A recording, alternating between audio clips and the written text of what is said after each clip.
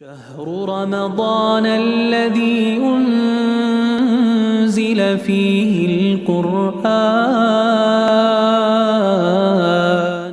ذرا یہ ہمیں بتائیے گا کہ رمضان میں تو کچھ ایمانی جذبات جو ہیں وہ بہت تر و تازہ ہوتے ہیں، انسان بہت ذوق اور شوق سے سارے کام کرتا ہے، لیکن جیسے ہی رمضان گزر جاتا ہے تو یہ ایمان کی حرارت کچھ تھوڑی سی بتدریج ٹھنڈی ہوتی چلی جاتی ہے. تو اس سلسلے میں کیا کیا جائے؟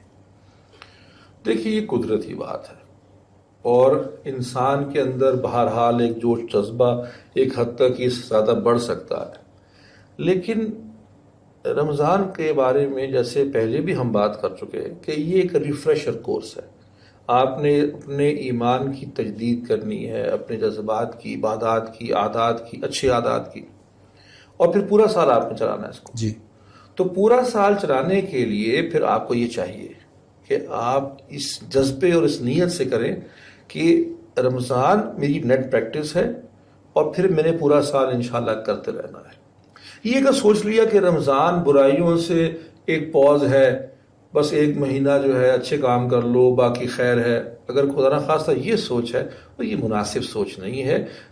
صحیح سوچ تو یہ ہے کہ کام کیے ہی اس جذبے اور نیت کے ساتھ جائیں کہ باقی بھی سال یہ کنٹینیو ہوتے رہیں گے، اور اس کے لیے دعا کریں کہ اللہ تعالیٰ اس جذبے کو باقی رکھے.